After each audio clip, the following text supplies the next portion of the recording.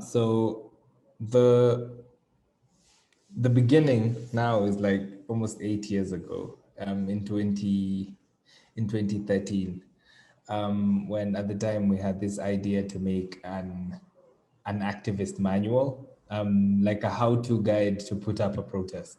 So the idea is like we wanted to make a 5-minute video and put it on YouTube, like, kind of follow someone who was going to do a protest and see what they do and kind of share do's and don'ts kind of thing.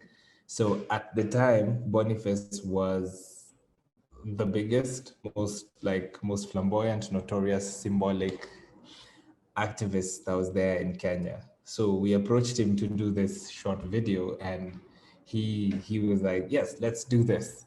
But then we filmed.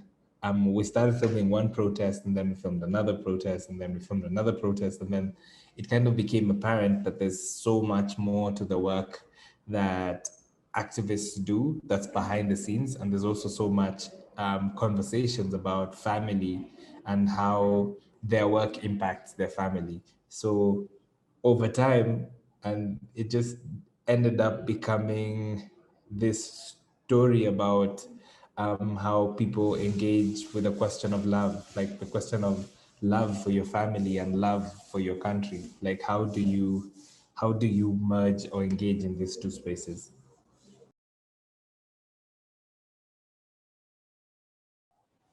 I think around like 2 years after we started, that's when it started becoming more apparent that this is going to be a longer film. And when he decided to run for office, it became very clear that we have to follow through and film his election run.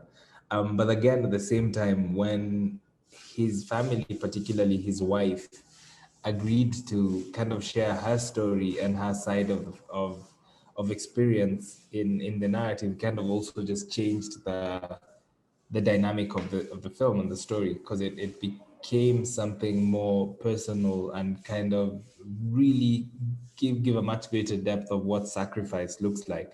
And again, it kind of also gave this opportunity to demystify our heroes, because we love activists and we put activists in such great pedestals, but we forget that the people who are in the background, like their families, are activists in their own right, primarily because of how much they put they put in.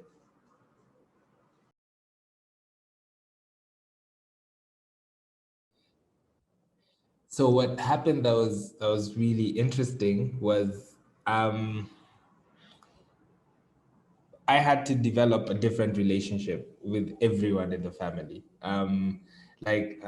Essentially, I had to gain the trust of each individual, like including the kids. Like it wasn't like the parents have said you should be in this film. No, like I have a very unique relationship with every single member of the family. So what with that, I had an acceptance to tell their story differently. Like my relationship with their eldest son Nate is very different from the relationship I have with his mother Jerry, and very different to the relationship I have with Boniface. So with that, and with that acceptance, and with them trusting that I will tell their story, it enabled me to kind of move through the spaces. And if there were moments where one was unhappy with you, I could ask the other one why they were unhappy. And and it kind of, so I essentially just became part of the family over the period of time. And I was there for a long time. So it kind of, you kind of become part and parcel of the flow, and you kind of see even the kids grow up. So it worked out eventually.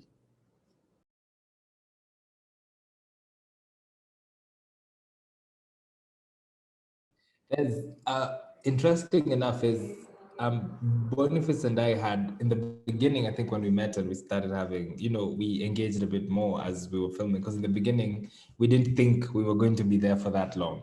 So the interesting spaces where we would meet is like both of us are storytellers, but different kind of storytellers. Because Boniface is a photojournalist, and even because of his activism and his work in politics, people forget how good a photojournalist he is. And with that is, as a documentary filmmaker and storyteller, is there's so many places where they align. Um, the thing that's different is he put himself in the on the line, like he's at the forefront. You see his face, he goes to the streets. He's in danger constantly in terms of the work that he does. On our end, our work is more through our stories, our art. It's like our activism is through the stories we tell and how we engage with the stories.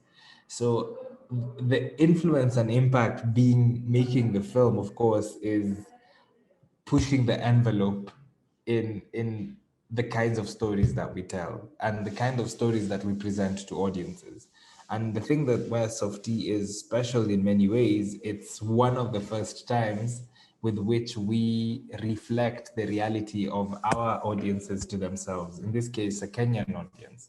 So they're seeing themselves in how they play out during elections, how they behave during elections. Because we're like, we know this is what we do, but we've never seen ourselves, in this case, through film, do this, like asking for money, reducing our values to, to ethnicity, reducing our values to currency. And when that happens is the encouragement in making the film is like, we need to tell these stories more, and we need to push that envelope of the types of stories that we tell.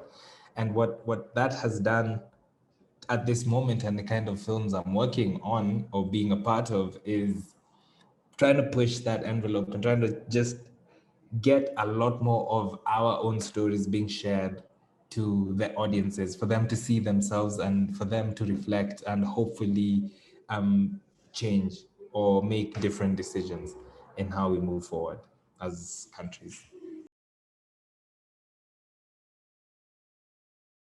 So the film premiered last year in October in Kenya. Initially, it was very difficult because the government classified us as adults only, like over 18. Yeah, we understand why. So we had to release it in the theaters limitedly, but even with the limited release, the film was the biggest film in Kenya last year in cinemas. Because what initially started as a 2 week cinema run became 7 weeks. And like a lot of people are engaging with the film. A lot of people, we are planning to do greater screenings, like more community screenings once things get better. We are releasing digitally in East Africa. And actually, we made the film is available in Uganda for the last 2 days as they grapple with their own situation and their own elections and just terrible impunity.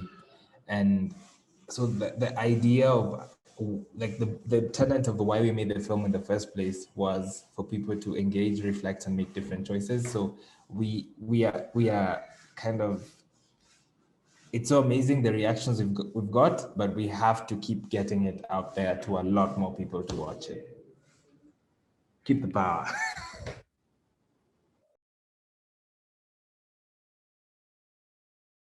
No, all I can say is, like, I'm really grateful that you're showing the film and we are getting a lot more audiences. Because in the beginning, I don't think we never thought that a lot of people people around the world resonate with the film. And I hope that through watching the film and through engaging the film, you've seen spaces that you can learn from us, so that you don't make the same mistakes that we are making and that we are trying to change. And you would also realize and recognize how fragile democracy is. I think if there's anything we've learned in the last week or so, is democracy is so thin. It's very thin and we take it for granted. And I think especially people in the West feel like they're safe.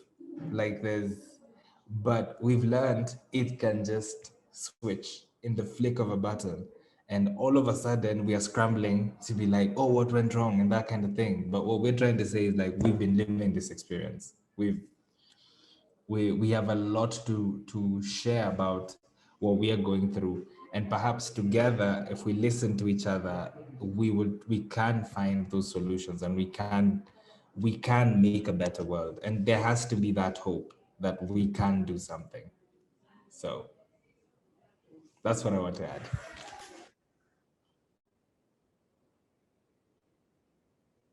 Thank you. No, thanks. No, thanks so much for having me. Thank you so much. We are. I will say hi. Thanks a lot, guys.